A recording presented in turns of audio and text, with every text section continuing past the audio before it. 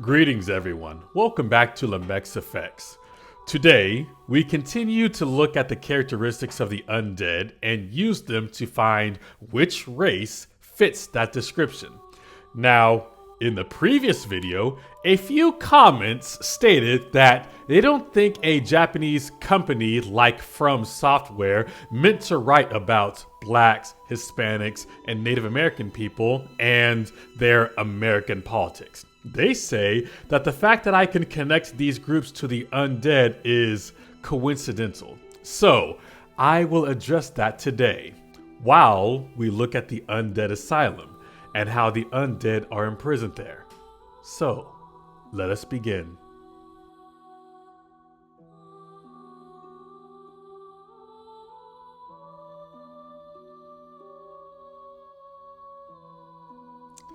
Allow me to tell you something.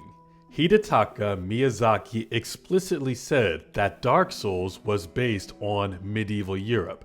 Medieval Europe is also called the Dark Ages. Why is that important? Well, it will tell us why everything about the game can be related to black people. You see, when you are a writer, if you want to make your world exciting, if you want to make it alive, you need to know a lot about what you are writing about, more than anyone who hasn't seen or lived in a place you are describing, and much more than you will ever put in your game. You must know architecture, politics, agriculture, clothing, and even religion. If you want to write about medieval Europe, you must dive deeply into the history of the land and find everything, because you don't know what can be used to build your world. And as a Japanese writer, Miyazaki would research much more than the average writer, because the Japanese are big on studying. And as someone passionate about the Dark Ages, he would research much more than other Japanese, because he would genuinely want to know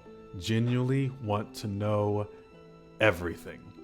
And in his searching, he found an idea that the undead were locked away in prison houses to await the end of the world.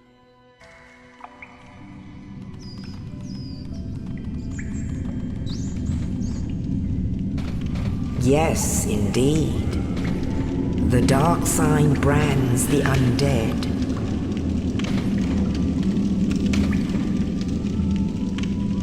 And in this land, the undead are corralled and led to the north.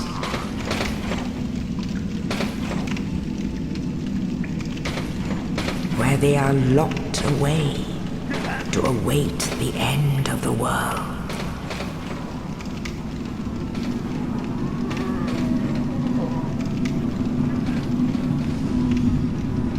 This is your fate. And this, my viewer, is interesting, because even if Miyazaki did not intend to add religion into a story, medieval Europe was Christian. And as Christians, their beliefs were intricately tied into their culture, such that you couldn't write about them without adding their religious beliefs into your story. Even the art depicted religious visuals of Judgment Day, when God would save black people from the Caucasians who imprisoned them at the end of the world. And where did the medieval Europeans get that idea? From Jeremiah chapter 16, verse 15. But the Lord liveth, that brought up the children of Israel from the land of the north, and from all the lands whither he had driven them. And I will bring them again into their land that I gave unto their fathers. But we're not here to talk about the North. We are here to talk about the fact that they are locked away. But I hope you understand why I showed you this. Anyway, for you see, the lesson I want to teach you is, if you decide to make a game about a Christian nation, your game will begin to say whatever the Bible says. So, what does the Bible say?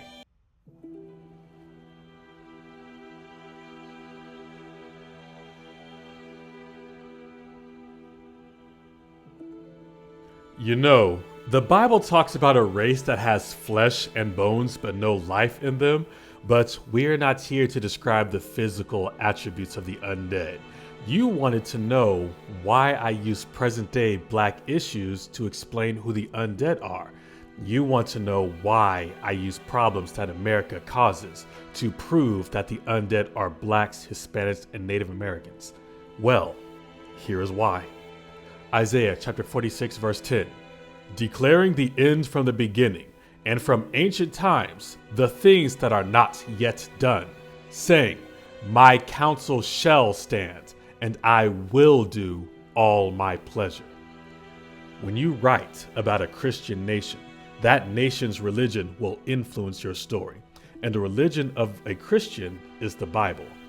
In this verse, the Bible is saying that it will tell you the future, things you have not seen, things you don't know, things that will happen to this race in the future. So, if Miyazaki wrote about a Christian nation, his stories will tell what happened to the race that built that nation. Where did they go? And because of this, the game says the undead, who would be the citizens of this country, are locked away. Because the Bible, just like in Dark Souls, says, Isaiah chapter 42 verse 22, But this is a people robbed and spoiled. They are, all of them, snared in holes, and they are hid in prison houses. They are for a prey, and none delivereth, for a spoil, and none saith restore. As you can see, they are locked away, hidden in prison houses. Now, here's something fun. The undead are given no name, so the identity of the undead is a mystery, right? But according to the last episode, they are characterized as a race that has no knowledge of their history. And now, we find that this race makes up the prison population. Now, the Bible says that there's a name for a race that fits that description. It is in verse 24. Who gave Jacob for a spoil, and Israel to the robbers? Did not the Lord, he against whom we have sinned? For they would not walk in his ways, neither were they obedient unto his law. So, the biblical name for the undead is Israel. The people who lived in medieval Europe are called Israel. And while, yes, I can use pictures of the Dark Ages to show you that they were Black people, the Bible says it will show us what happened to Israel in this present day. Where did Israel go? Where are they now? Where have they been locked away to await the end of the world?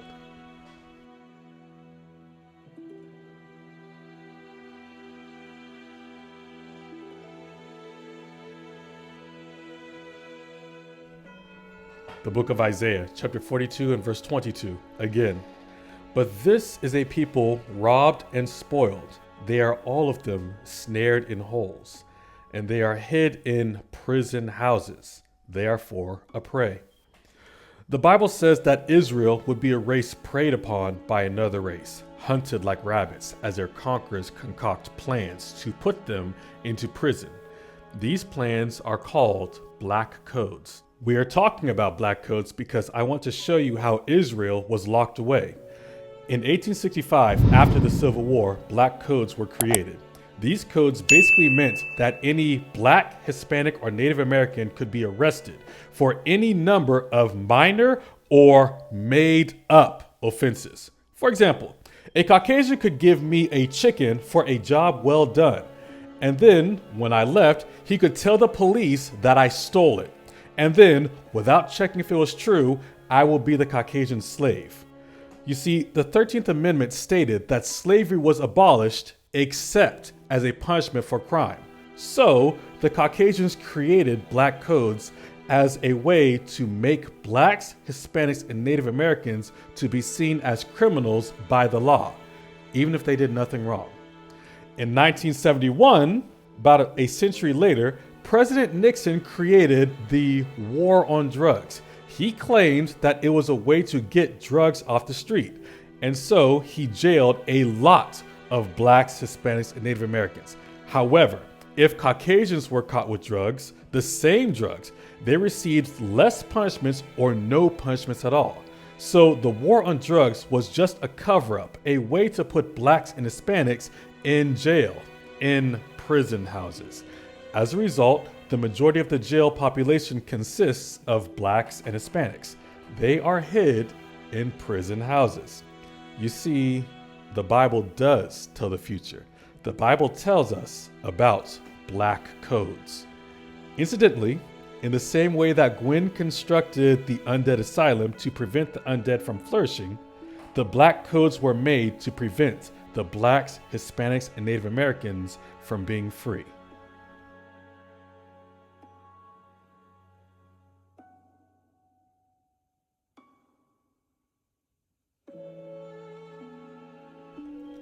Again, I told you, the Bible tells the future.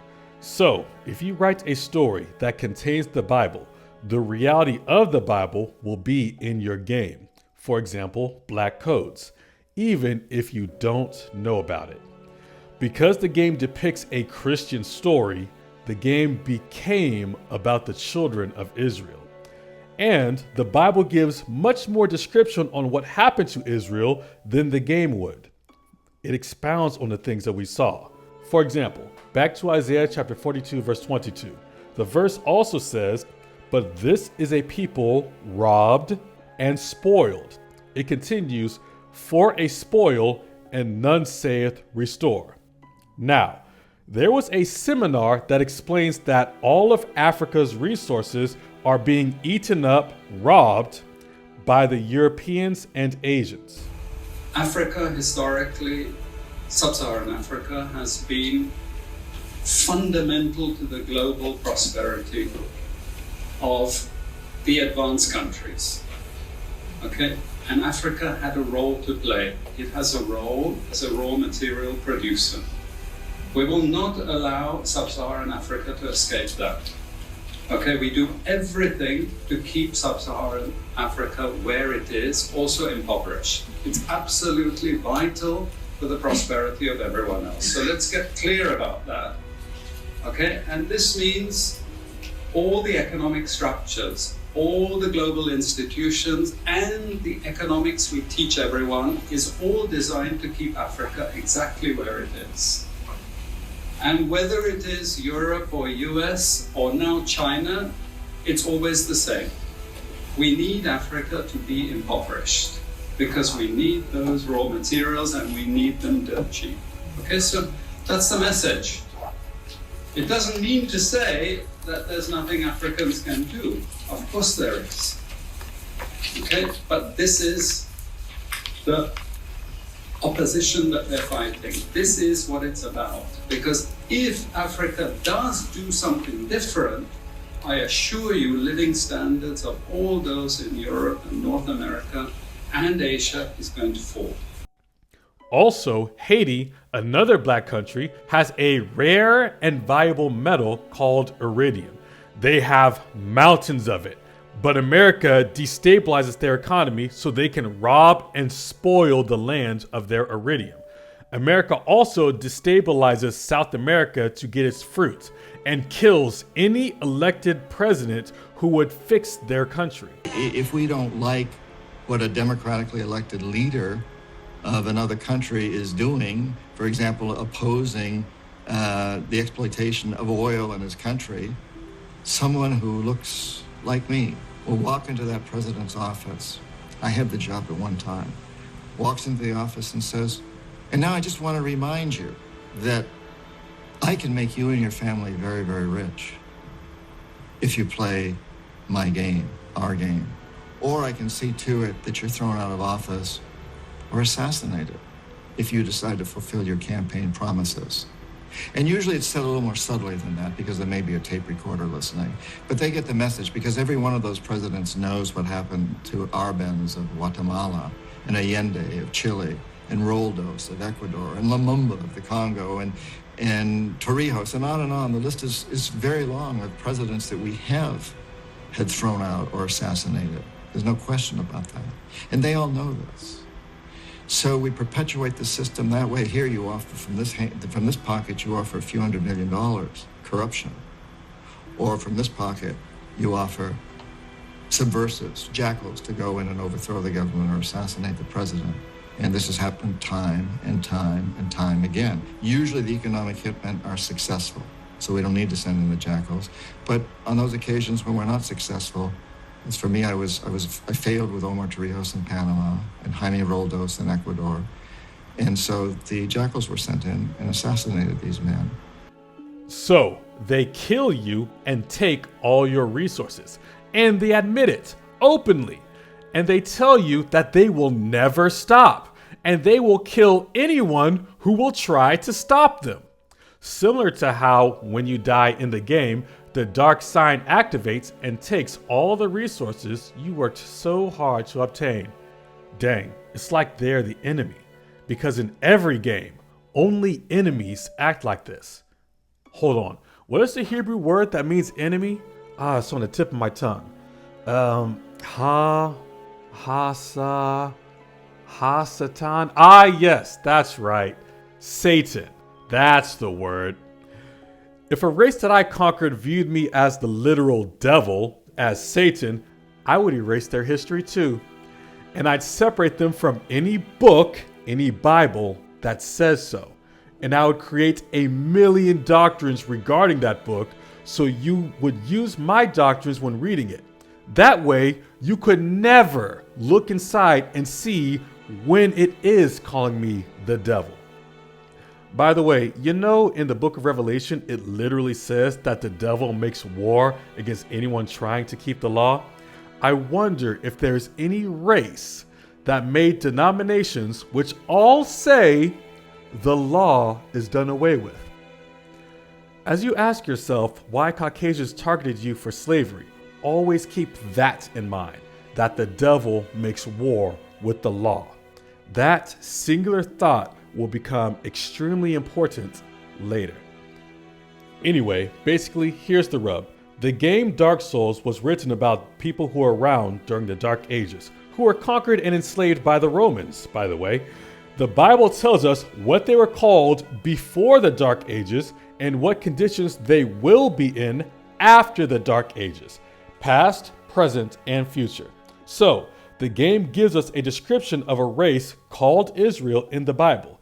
The Bible said that in the future, which is today for us, the way to identify what race is Israel is to ask, what race lost their memory of their history, what race makes up the prison population, and what race has its resources eaten up by other races and made into a third world country. The group that fits this description today shall be called Israel. So, what do you think? Isn't this fun? You see, the way we're discovering your identity is like we're playing Dark Souls in real life. Or is that sad? Or is that terrifying? Anyway, like and subscribe, and share this with your friends. So, what is my method for proving that Dark Souls is about blacks, Hispanics, and Native Americans? Well, Dark Souls tried to depict medieval Europe, a country that had the Bible ingrained into its world. Thus, Dark Souls' world is ingrained with the Bible. Thus, Dark Souls is about the Bible. And as you can see, I have no troubles proving that Dark Souls is about the Bible. So, in order to prove that Dark Souls is about blacks, Hispanics, and Native Americans, the only thing I need to prove is that the Bible is about blacks, Hispanics, and Native Americans. Now, if some Caucasian is watching this, he or she would probably say that blacks and Hispanics are not the only ones suffering by having their resources eaten up, which is colonialism. And of course he would say this, because if the Bible is about blacks, Hispanics, and Native Americans, then who is the villain of their story? Who is inevitably going to become Gwyn, Lord of Cinder, if the blacks, Hispanics, and Native Americans are the undead? Still, I have no fewer than 8 more descriptions about what the undead go through, one of which says that the undead were scattered all over the world. So I will use that to handle this objection next time on Lamech's Effects.